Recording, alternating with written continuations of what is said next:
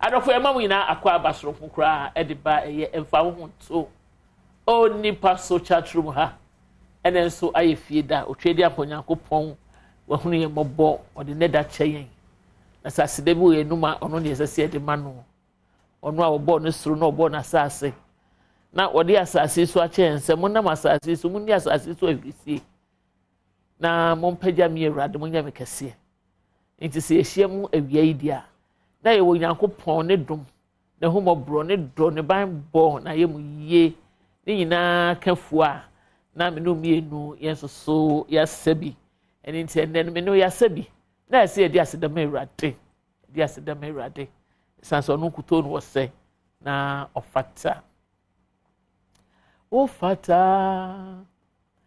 Awurade wo fata ahin muhin eremwera me se wo fata Awurade wo fata ahin muhin eremwera yes sorry wo amen enti no eno no ti ofata se ye be sorry no na emfo ni Nto Nipa so edwumadie da bia meka se yesu anyoma bebre fa ya brabo mu asetena mu ensem na yetena se a na ya twetwe bi na ya discuss bi na ya twetwe nkomo na ya hwe wo hwe me baabi yawo wo a wotie me baabi yawo na ye beboa wo no na wafa na wo de ayeden wo de abɔ wo bra yesi de ye obi fie yiye no esa ye obi so fie enti de nkomo ye betwetwe ni nyina wotie na wo se ye Dr. Boa maka ye me de kwabra bomu anadwendwunu me betimi aboa mi o anade Dr. Edmond kan ye se me to so na mo betimi aboa mi o se wo na you always have to look out for the positive anyway positives no eno na bribi esese ye hwe na wo hwe eye mfa ho Nto Nipa so na wo twi mu dia ensam kakra bi a ho kronkron kan makoma ma metwetwe pie ye ebi ne se obi wo ho a wasundai a won taking it serious wasundai na obi say wasundai na hu wachi na konkonte a that day you don't eat wachi or konkonte that no be kind na dwenu no we don't eat wachi or konkonte and as obedi so a e say you very prayerful about it and no say no krese nya no nti na me dey daye how serious you will take our dreams you be discuss no na ya hwe se ne ho no so ebekwa man. And a friend in need is a friend indeed. I don't know, come ye pa, Makabu. Oh, yeah. You come ye pa, you bet see us ye. Now, I know she ever video no kakra. Now, share when a friend is actually and really in need. A coin says ye faso. Now, ye the boy no go her, but that for pa no. And so, what you will call ya, oh, stories no. From Kwekwanan's story, Amaradu. The kwa kosi here his stories no be bobi. Amaradu we am chiawate. Mechiano. Me ba no no. The challenge no kura me ye bi. Right. Wa ma me fans bia. Sarah mento kakra. Sarah na jabo tie me akam de gu fom tia anyway. Me be hwe obi so wo hwa and yes obi can say the evil that men do live after them. Yeah. So at na person be say obi na ye evil a edi na chi. So at say be dey no so ho komo and obi a da bia na wera ho. Da bia they look so sorrowful. Da bia na wera ho. Sa afo no areho no etimenya sunsanso bi e wo ngabrabo so and now the people around them no enya some negative effects be on them and now say and also ye twetwe nkomo asan and so etifa enti no we ni nyoma no kakra ye be pese ye be di ho nkomo na fe me introduce mo wie na producer se bi twe kakra na chese na ya ba beto aso every adofo me am body me nipa mu nipa donc ni mama ni congratulations Dr. Anna Nebuama and Sankofa Herbal and Research Center. I Penny Munwan will see hey. na me baba akonsu ni twi no ko radio na me twi ne ba TV ane ni nyina nso obomode anya ho ba sanse ne nyuma doso o our clinic ni bu kuma se no owo bi o Wesley gone ha so bri a me frɛ me bɛyi odi ni die ma me na wa ba ti e be fa kwanye so so ama Dr. Edmond Arthur CEO Balm of Gilead Clinic on Rodan no na the credentials ne there the credentials ne doors pa na mitimi bobonti etwe ho ne aba ye ba pe ya ke ina because of me ko be bia Found to Nipa no ni penya ye found to Nipa no ni penya yo adofo emamu nyina akwa babio ediba emfu ani Nto Nipa so na yaboafo nso etan achinre eye garlic syrup wo mota echi pa eye edura esiesie mba so ye ababa wade kosu mpanin fie so garlic syrup menopause ni ade nyina monthly periods ni ade nyina eboa esiesie hormones no ema bibia efefefe ema hoto as oba sounds na New East Chinese Hospital so onso so eye no mpe ho adwuma pa so dompe na ebu afechire osisi o wachiri bremu ni nyina de kɔ eye New East Chinese Hospital won mo beje na won ma show yie esisi ma dompe no say brittled bones kura na o mutime keke si ani e ma dompe no eye adwuma fine reflow pad and baby diapers ni nyina 100% cotton unya reflow pad na ebo amba no ho esisi ebusume no and efe mofra no so ebo awon ema mofra so babies no so ahon esisi ACP esan say ye cotton ti no enframatimi bofam na eye rashes bia ene wo no mu eni esie ye kwhwe ye video first one no na ye mra ye bape ye be share discussion ase na won so ye wetimi esue free mu na wafa Sarah Opare Kunkum ena wo ye me producer director papa producer director and all time achi and am dey Emfa ohu Nto Nipa so chatroom ha no me dey bremo me wa Alex wo ha mo Festus wo ha me wo Richmond wo ha and I was Eric and Eric and see my brother and Eric yeah ba see ani akohwe video arafo wate asem no Diana waso no baako waso no mienu na mefa kwanye so na me nchia me papa sofo baako Pastor Apiakubi a owo Atoko district Aflawo area no ehase enti Pastor Apiakubi oni mama Sarah me mamu nyina aha awie me ma woni wasori me nyina aiko Pastor Apianie doc yemra wo na me fa doc yesem differentiate dog Doc, yenhwe say dreams. How serious do we take our dreams? And na daya yes no ya na ewo isunsan so bi mpo ewo yen dada setene mu ana. Great. And me fa doc start. Oh, you bit must start. Yeah. The kind no me do ase bebre pa wa konya kesia o de amame ewie nyame show papa papa. Ayana you a baby say the future belongs to people who believe in good dreams. Okay. The future belongs to people who believe in good dreams. Dachi ewo wona nichi no.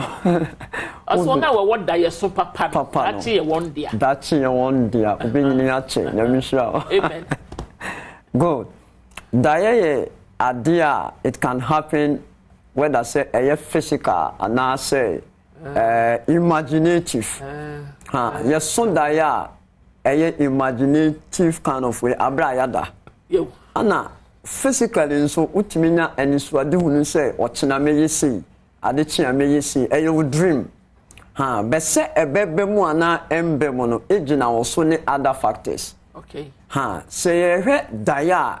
Imaginative abra wada abra oje wa homi bi na bibi eyi chio wa dwene yes ebetuma ba say bibi a wasusu wa wakoma mu ana koso sa ana say huhumu wiase mo no bibi koso ana wada say wodi Yesu di wodi nyame di ana say wonjini ndi pe say wogidi a wokite mo no bibi sa betimi akoso adwen ni mo nti e baso a wona wo say utu hu anamo because ebet 50-50 ebetimi abem nti say papa ebem afa say bone so a ebem de ebe prepra eno nti wona so hu sa de a ekoso adwen say papa say bone anamo be na mi to afa ho say wan hu sa de na ofa ne tra sa bone a ebe prawo asana meba Dr. Abu Amahoro ya hwe se wasonda ya ade eche wani age it was a good dream ebia in the dream no na chese wo de o ye Kristo ni ntino usu se rade do aye den esi mapoma agwa bi so na eno na ya ni nyina no tambia no ya de ye hunu ebem ya setene mu ana medase bebre me de me ho ye example bebre no etimi bam instantaneously say oso ye na atoa so aba baby o ho ase ne wo kan say nyame do asi maponwa akonwa so no wo so wo ye ho adwuma emre bi do ye me so na ye bia na me sisa gold entimi nam na me hu so politin black bi eda ho no na me de me na ya bo ne tise bo na me hwe se gold de mo a physical because I say my son na me sisa gold entimi me say bia me nam kwan ho a yes obedi yan konkon e bia politin me ne ya chichiri na gold da ho enti wanya gold ni bi enso me nya gold ni bi be onim se se la unya bi me ko mani mu na nyame ma mi hu gold no na chese wanya oh yes from nowhere to somewhere and we are going so me se some gold no ko me se sako but gold no already Psalm 23 verse 6 so say goodness and mercy shall follow you meaning say edu baby a won to anamo mercy ma eye anamo first before what goodness into work ho oye ho adwuma into so da e bi na say you have seen or wo hu ade kama bi na one mo ho mpaye to obtain it and I say one mo ho mpaye to cancel it see ano kwan a wo bowa e be prepare say bibi no Doc die. Mommy ni. Ebe prepare wo hu. Ebe prepare. But God na sem na ho hia me. Yes. Say ya he ne wo ha 1 2 3 4 5 6 7 8 9 10. Yes. Enti e twa ye she. Oh yes. And eba. Fa nka ho. Good. Eba. Doc si me fa nka ho. Se me beye good. Na mo so mo beye goals. Let's say ya ni an ye ko no. Ahwefo. Me ni eja Abibi amene memba ye tena se a practical discussion ye you. Ye ntwene enko ye sa that be like yourself. Oh, just yes. Be you. Yeah. So what you say? Na program bia host ye onu akasa no ho resource persons ye omonya Steve bia e map show ne very natural. Yeah. And that is my style of presenting anyway. Papa ka bebre. Na won so me nim say wo ye honam ani adwuma. Esa ye honhom afa adwuma enti ye ka daye ensunsanso pa e wo daye so e ka se mami bi ebi ne wen me da se ye ka daye ye kwan a nyankopon ene eyi ahinta se madi kire nipa ana se woni nyankopon nipa ne nyankopon kasa nyankopon ntime ne nipa nkasa animu ne animu na wode fa daye mu na se de na dok e ka no daye gu ahodo ebi ba trans ne bi ba te se dream se de wo so daye no na ye na wo bisa se e pa cho me ba nsa na be connect obonsam ono ntime ne nkasa mfa ye daye obonsam de ne se obonsam betime ne wakasa fa daye ebi se trosem ne se Satan timi ye ne ho se han bofo enti wo betimi ate ani bi wanhwe ya beka se nyankopon ne na obonsam ne enti se wo se sano besipa ne kodi na haban se unya daye a se na wo bisa se sen ne ye fa ye daye so obi a wode ne daye so di agro no ompen se obekọ n'anim wa brabom na so na de be chena wi afie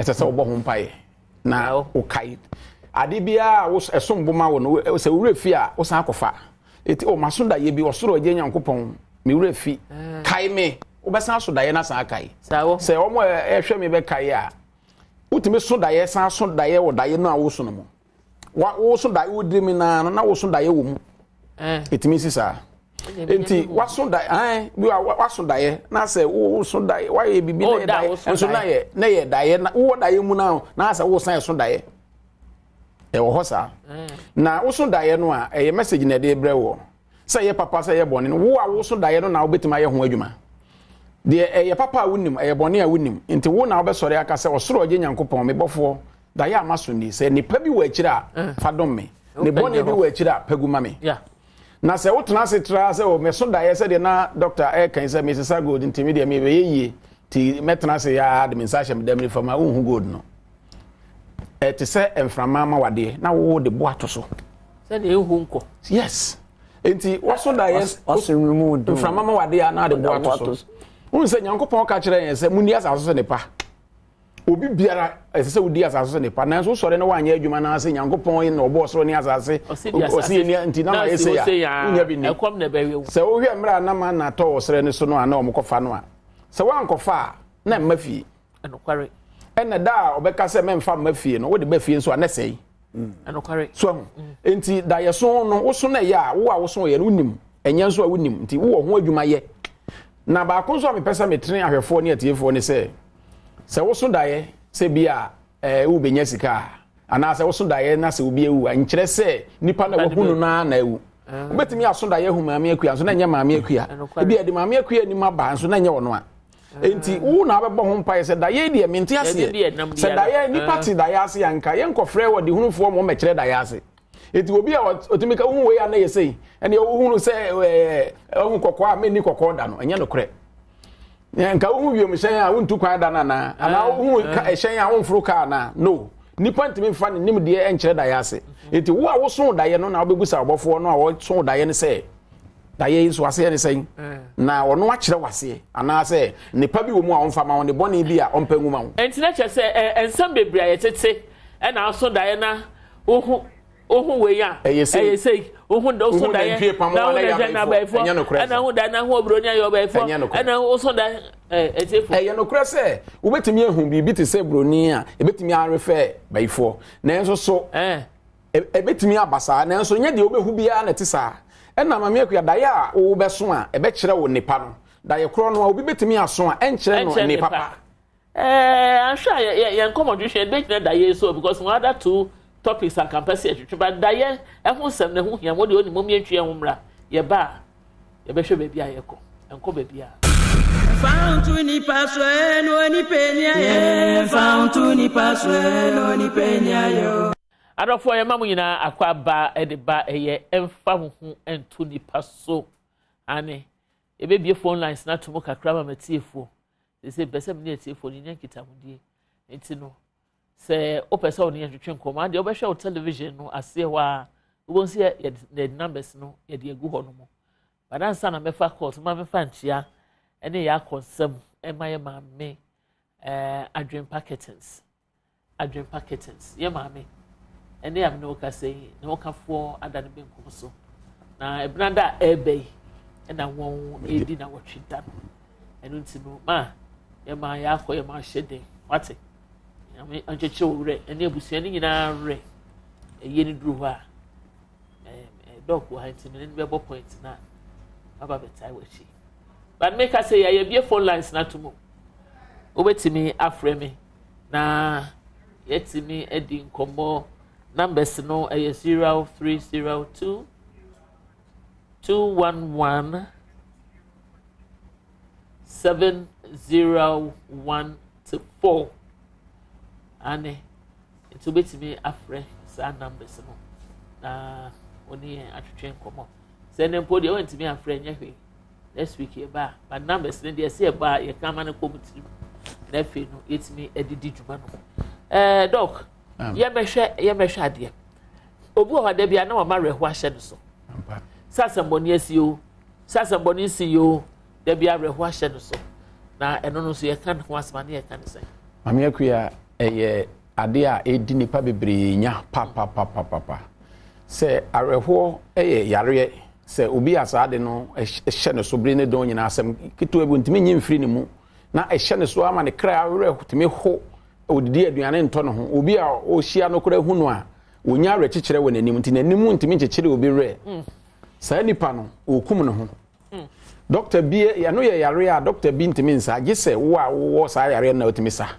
iti wo a wote saa no sɛ wo a wanchichire wo ho re an hye wo ho den anyi saa re ho no amfiri wo mu a obi ntimi nyi ma wo ti do betimi aka ne sɛ hye wo ho so na saa de no amfiri wo mu doc ma me bra ho me bo areho ne ade no me say me hwa bia betimi link ne to bia emotions ne ade kakra but ade ntino obi wo ho a anokra so obi wo ho ano de emotions no mo ne mu nya den ananso onye strong and ade nti na asema bia beto obi no betimi atwa fa so kura kon baby obi so wada bia no ai mo na ne wura ho obema ne wura ho san badan ni suban on say the fruit of the spirit joy account obi at the time owo arehum krampo no in that sorrowful moment no joy ho eyaba abamia benya eduaba ntu di no fine menua bi afiri mu badwuma sema yewe benyaminti makentena me ho ma hye me ho den bobi ho no mu a penny nature no se enije wo ho se enije ni ho onim ono de mama se tembia enije wo ho kura na ewra ho biologically and now say ye ba nipa sumu a obi ho a or that kind of way say be no nchwe se bia ne ra ho be oyo bia tembia wa ye no ho mu ayo mo afo no it how do you differentiate obi mo ama no obi anra ho difference it depend the way of finding a home in a particular situation and at that particular instant an environment for woman also which man who so ni pay ni ra ho ana wa ye mo and it take time and so no who sanko for e fa no kakra so na ye ntoaso areho no obi wo ho a ne de no adane no yare a wontimi nyae won se de nyankopon bo ade no situation bi a wo be fa mu no wo na obetimi ahye wo so na wo yi free wadwene mu ana se obede be hye wadwene of course it is se ade bi a ya to na wo yi free wadwene mu no odwene ho a ade nti na me na sa ade we ya to me na se ye ba no abrabo mu a se wo hu se ade bi a yatimi ato no bi yatimi to nipa of course it ye to wa wo be fa ne sa na wato wadwene mu no wakọ ni wo say abrabo but obi wa wonte ase obi wa na ware egu anhwe obehye ne ho akomfo ebi se onyi ni se saa de ne beto no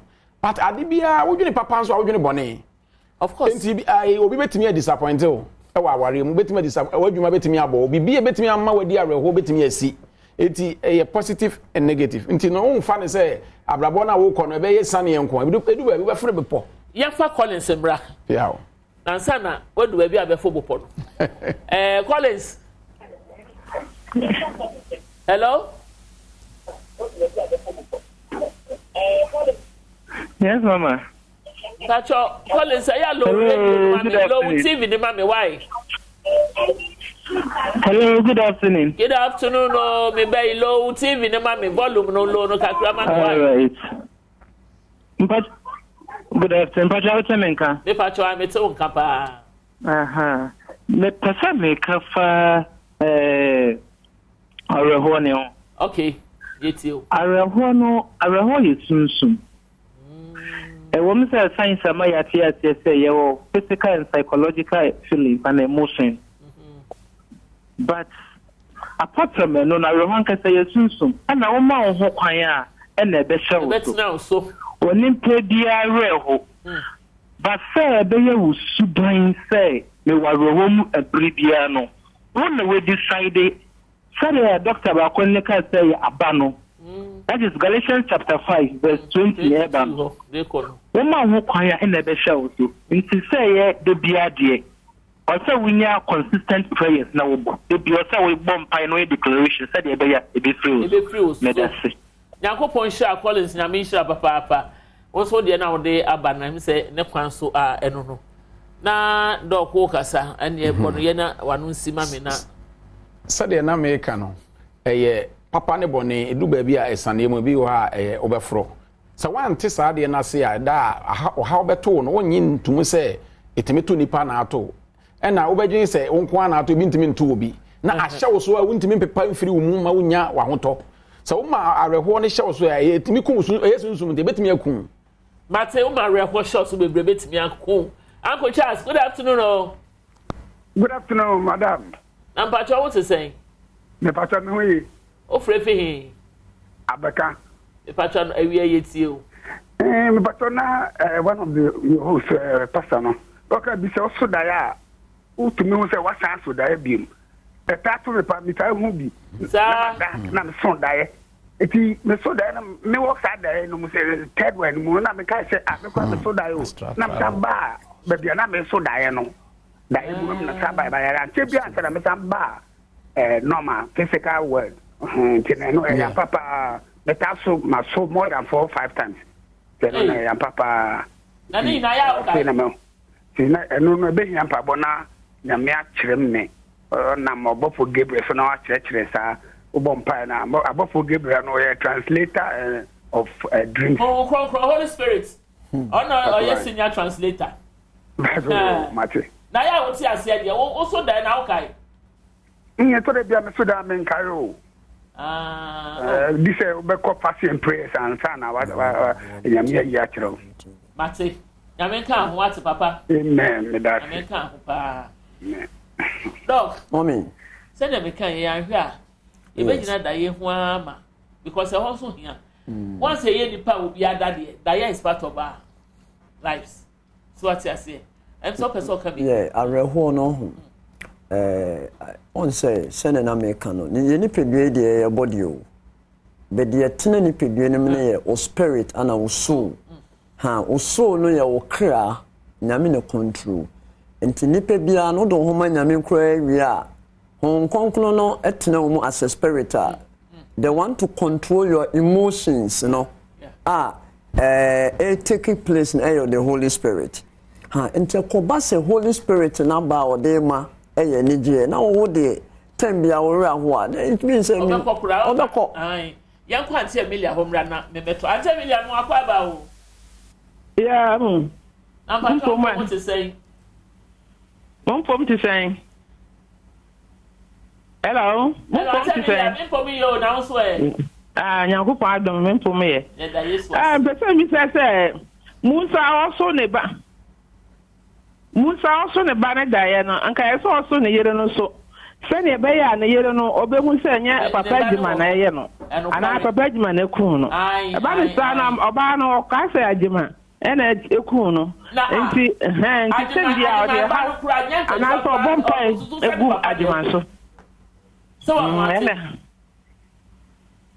aha eme se ya de course ni besi a wo na dog obe bonu tawuni atwa ho aba na yentwamra yentwamra yo enya dofo na ko ba bia o yetwe o kitwe we de tawpa ni aba ye ba pe be ba dog ho na fe ni aka nyina de ato aso ni aboni nyina atofa yetimi asre Found to Nipa no ni penya ye found to Nipa no ni penya yo say you can a friend in need as a friend indeed.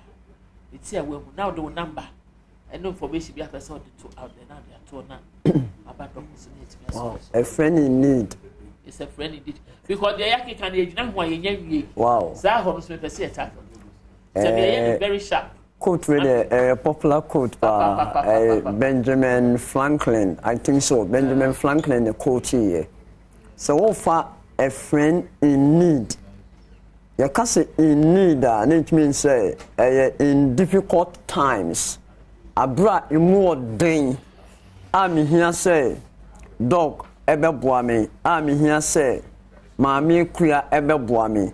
Indeed, the nature say abra mi here ono 1 to 2 memoa mi here feel no ase. Ana waba mi situation ni mo. Enti abasa it means so we indeed. Minyawanka me, you know, menyawanka. Into bia, what quan which mu 12 times, unni that's so be an any panicking bem as a dear, what man you were film, say, where a friend indeed sana mitumi achi mo fa friend I chire mu de no ano wo friend bi na wo dem say oye wadanfo wo de to you oye wadanfo na duru afo chire biem na kɔ ne nkyɛn no sati ye no excuses ne sani wan sani mana e doc na eno na say men kan kyerɛ wo nua say kɔ na faaso mu bie kɔ na mmerɛ bi wɔ hɔ ɛkyena waba mmerɛ bi hyɛ hɔ enti ahokyere mu bre mu boafo ene yonko kan enye yonko ne se bra wo bi na ono so wo bi no na ase me yonko no da bi mmerɛ wo hia mmoa no ye ka adamfo atwi kasa ne se obi a wo dan ne bribi na ono so dan wo bribi eno ye frɛ na adamfo adamfo wo dan me so me dan ebi a to me nyansa ne nimdi a na ma bebisa wo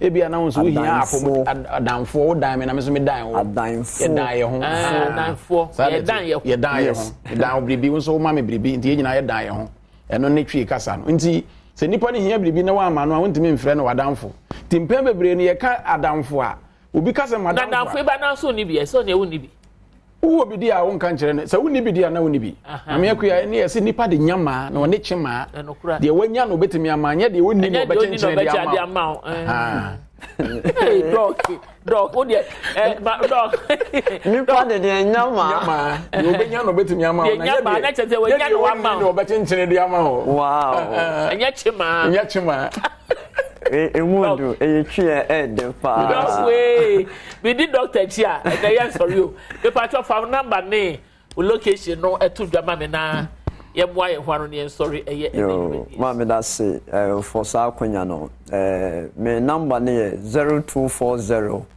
51 2171 0240 51 2171. Me did Dr. Edmond Atta, me Obama of Gilead Clinic, Kumasi Tech and Accra Hanso, me Olevon Pay. The Kobase, who are which be more as a professional person, no, will rely on me. I may be family so abwao. Me oncology so confirmed cancer unit as a clinical counselor and dietitian. Michia Reverend Edmond. Konongo Pia do Risi, me bra pinyin no Reverend, o hwe nyamisha opa. Nyamisha Reverend, so me mame antia me ne wo asafo ba komo. Mrs. Anna Amma Hana Amma. When you're 60 years on Wednesday, echna and ye granded up. And until na Yakopon shall na Oma wa hoden and quatenten. Oma we need je enwie peye. Oma we jumen tumpon. And ne at the end, you should be a rade Emfa mount. Mrs. Anna and Amma NFA, happy 60th birthday. And so in advance, Kwama Pastor Thomas Agbeke. Ane na Emfa we di Onyankopon fa Emfa no dodo na asa nka ne ho no ma na hoden e ma no enkwatenten na ehira ne de ebuso e de ama no eno nti no eye congregation, I think congregation. Warmth of your congregation. Okay, now sorry, ma. I want what Church of Pentecost. New Monyo Manye. I ewo Ashaiman. Ashaiman district. Na if by Newton. And then the buyer say I'm wishing. Also the father-in-law no. It's father-in-law Mr. Agbeke. Mr. Thomas Agbeke. Yeah, ma, we're very happy birthday in advance. I mean, on Shadok, Bermuntem na. I found number no so to us. So me bemu no mama nchia ye nuaba Nancy. Okay. Afen so ye nuaba Mansa we seamstress was so dro mo hwe nyame nhyiram. Sankofa Herbal Research and Spiritual Center. Your number ID adwuma no 0243 510062. 0243 510062. You see yes, I would be a duane by a word rosin, say, would be a drew by a word duane. Yeah, dear, see, Yakupon yard mother said, or the chain, your best sign is sheer. Sarah Parry, light for sound, for MCR, for camera, guys that were hanging now. Oh, beer and us, Mamma. Have a lovely weekend. I'm here at Mechina. Won't she have one to make why? I hope your mom come on. Found to Nipa no ni penya. Found to Nipa no ni penya yo.